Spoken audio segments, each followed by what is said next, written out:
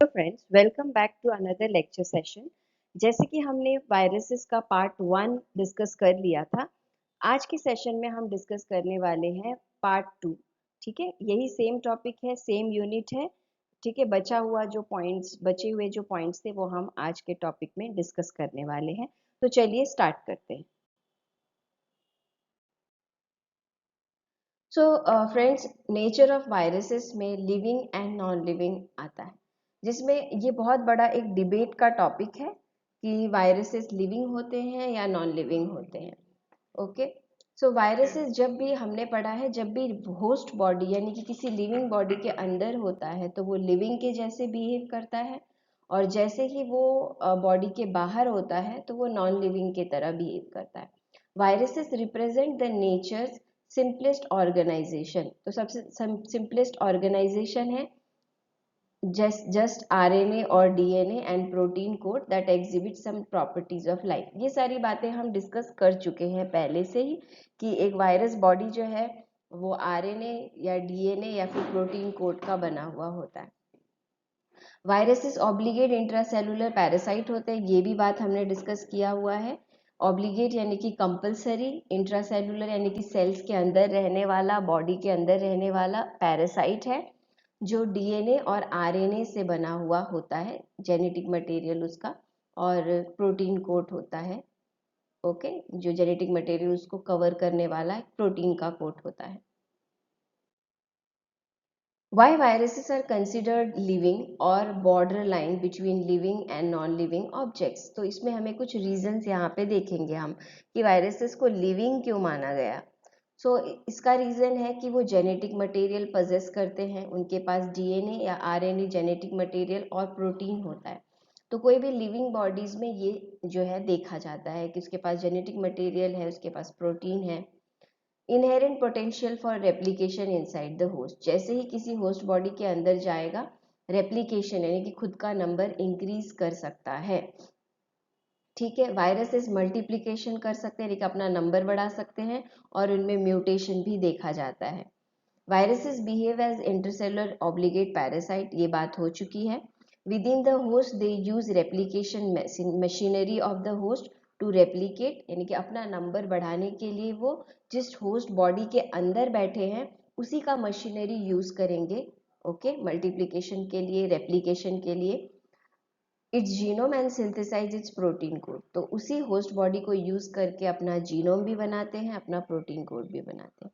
Crystallise viruses very well preserve their properties of life और living properties. तो जो crystallize virus है वो क्रिस्टलाइज फॉर्म में वायरसेस प्रिजर्व किए जाते हैं, और उसमें लिविंग प्रॉपर्टीज ऑलरेडी होती है। ठीक है, वायरसेस क्रिस्टलाइज फॉर्म में भी रखे जाते हैं, तो जब भी वो किसी लिविंग बॉडी के कांटेक्ट में आएगा तो वो फिर से लिविंग के जैसे एक्ट करने लग जाएगा। Viruses respond to chemicals, heat, radiation. Viruses has ability to transmit from infected host to uninfected, यानी कि healthy अगर प्लांट के एक लीफ में वायरस का इन्फेक्शन हो गया है तो दूसरे लीफ या साइड के दूसरे प्लांट्स को भी वो इन्फेक्शन इजीली ट्रांसमिट हो जाता है, यानी कि दूसरे भी इन्फेक्टेड हो जाते हैं। Okay, why viruses are considered as non living. अभी हमने थोड़ी देर पहले लिविंग के बारे में पॉइंट्स देखे, अब हम देखेंगे कि नॉन लिविंग क्यों है। क्योंकि inability to exhibit property of life outside the host cell. अगर किसी होस्ट बॉडी के बाहर है तो वो लिविंग के जैसा कोई भी प्रॉपर्टी नहीं दिखाते। Outside the living cells viruses are inert particles that can even be crystallized. ठीक है, तो उनको क्रिस्टलाइज करके भी रखा जाता है, जैसे कि डेड ही है, वो डेड एंटिटीज है, ऐसे इनको रखा जा सकता है, जैसे कि tobacco mosaic virus. Absence of protoplasm, the living component of cell. Cellular organization नहीं है, सेल ऑर्गेनेल्स नहीं है, मेटाबॉलिक रिएक्शंस नहीं होते जैसे कि बाकी ऑर्गेनिजम्स में होते हैं। ओके, इसलिए वायरसेस नॉन लिविंग कंसिडर किए जाते हैं। Viruses can replicate and multiply inside the host but cannot grow. ठीक है, रेप्लिकेट कर सकता है, मल्टीप्लाई कर सकता है, और होस्ट बॉडी को फिर तोड़ करके बाहर आना पड़ता है। Viral replication is different from reproduction of other organisms obviously. बाकी ऑर्गेनिजम्स के कंपेयर में वायरल रिप्रोडक्शन जो है वो अलग है। यहाँ पे हर एक पार्ट्स बनती हैं होस्ट बॉडी के अंदर, ठीक है। जब लाइटिक साइकिल हमने पढ़ा था तो हमने डिस्कस किया था किस तरह बैक्टीरियल सेल के अंदर वायरस के अलग अलग पार्ट्स बनते हैं और फिर वो पार्ट्स ज्वाइन होते हैं। जैसे कि फैक्ट्री में कोई गाड़ी बन रही, कोई कार बन रहा है, कोई मोटरसाइकिल बन रहा है, उस तरह से मैंने आपको बताया था। Okay, economic importance of viruses में एंटीडोट्स एंड वैक्सीन प्रिपरेशन में यूज होता है, ठीक है। Controlling harmful animals and insects viruses को यूज किया जाता है।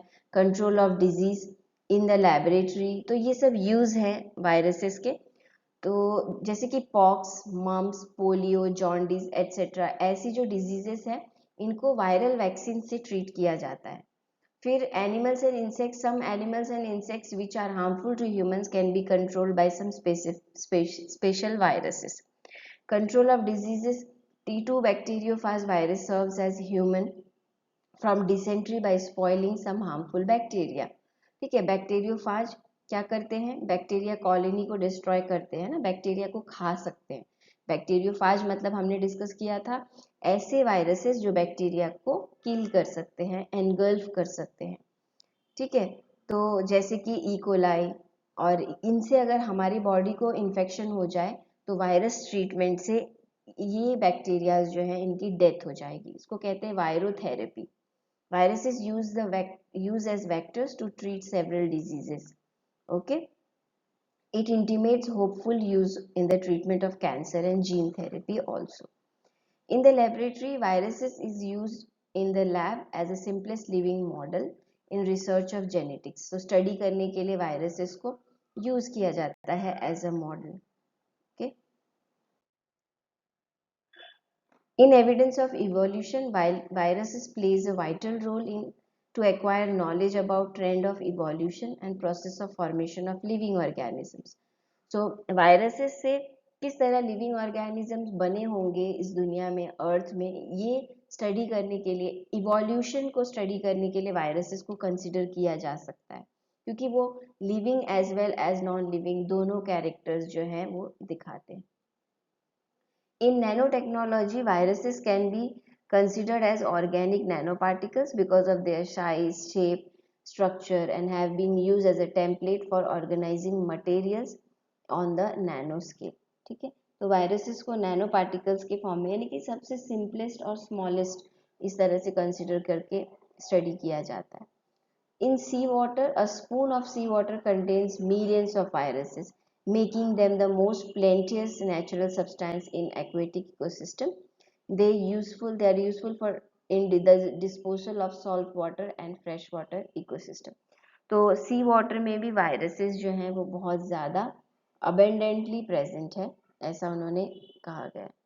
Okay, so salt water and fresh water ecosystem को डिफ्रेंशिएट करने के लिए वायरसेस का जो है प्रेजेंस वो सी वाटर में ज़्यादातर देखा जाएगा, मराइन वाटर में देखा जाएगा। इसमें से आप लोगों के लिए जनरली इम्पॉर्टेंट जो है वो आप vaccines therapy, virotherapy, okay, vaccines formation, cancer treatment, ये सब जो है आप मेंशन कर सकते हो अगर इकोनॉमिक इम्पोर्टेंस ऑफ वायरस के बारे में पूछा गया है तो। कुछ प्लांट डिजीजेस हैं दो जो हम डिस्कस करने वाले हैं, yellow vein Mosaic disease of ladies finger and leaf curl of tomato, जो कि वायरस से होते हैं। तो यहाँ पे आप देख सकते हैं लेडीज फिंगर को हम एबेलमॉस्कस एस्कुलेंटस कहते हैं। ओके, सो ओकरा भी कॉमनली, इसको ओकरा भी कहा जाता है।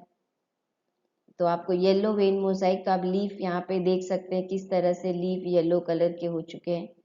ओके, बाकी आप लीफ देख सकते हैं वो ग्रीन कलर के हैं, पर यहाँ पे येलो। तो इस तरह का सिम्टम दिखता है येलो वेन मोजाइक वायरस के इन्फेक्शन से, जिसको हेबिस्कस वायरस 1 भी कहते हैं, उससे सेम सिम्टम्स है। तो यहाँ पे आप देख सकते हैं yellow vein Mosaic virus YVMV, ये आपको नाम मेंशन करना होता है।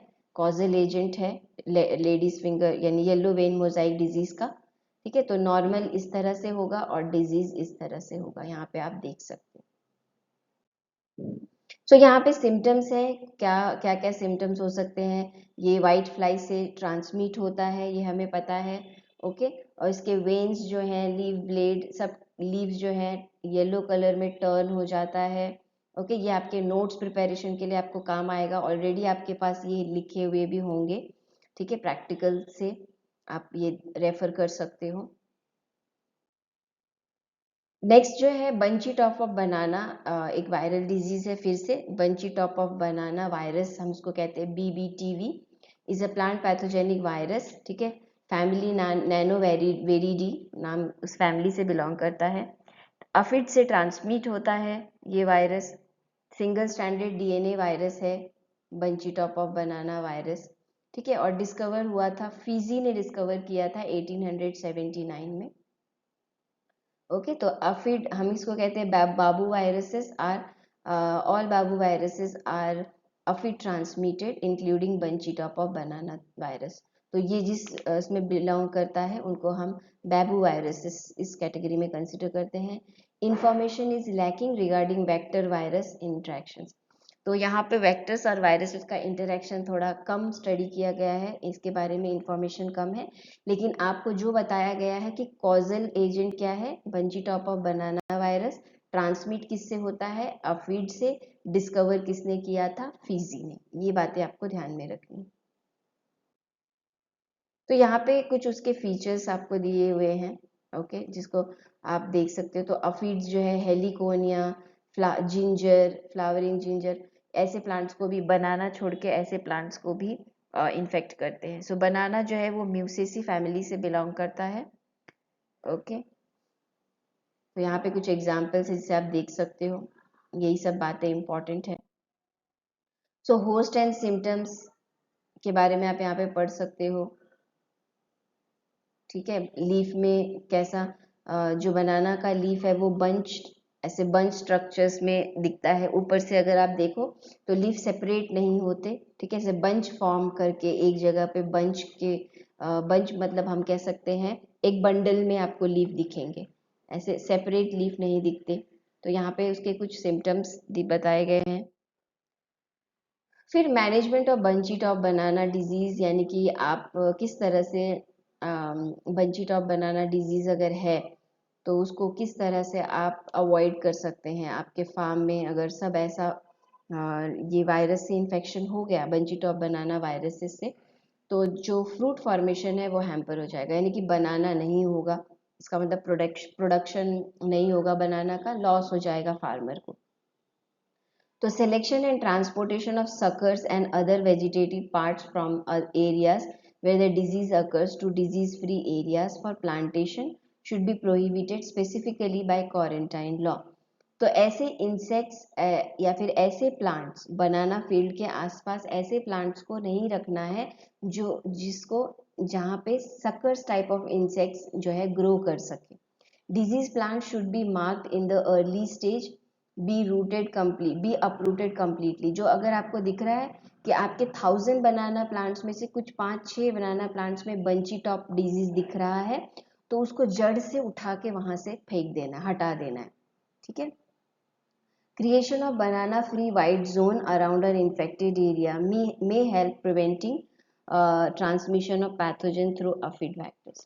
Use of resistant varieties of banana, नए varieties, hybrid varieties of banana वो use कर सकते हैं जो disease resistant है, ठीक है, उसमें उस वायरस का कोई इफेक्ट नहीं होगा, ठीक है। तो इतनी सारी बातें हमने की, जो कि ऑलरेडी आपके क्लासेस में हो चुके थे, आपके प्रैक्टिकल्स में हो चुके थे। फिर भी एक रिवीजन वे में आपको नोट्स प्रिपेयर करने के लिए आसानी होगी, इसलिए मैंने आपको ये प्रोवाइड किया है। सो वायरसेस यूनिट 2 वायरसेस का पार्ट 1 पहले ही अपलोड हो चुका था, पार्ट 2 अभी आपको मिला है, अवेलेबल हुआ है। तो इससे नोट प्रिपेयर कर लीजिएगा, रिवीजन कर लीजिएगा। आई होप एग्जाम से इससे आपको एग्जाम्स में फ़ायदा हो। सो स्टे ट्यून्ड, ठीक है। आने वाले लेक्चर्स भी इस तरह से मैं अपलोड करती रहूँगी, पढ़ाई करते रहिए। ओके, चलिए, थैंक यू सो मच।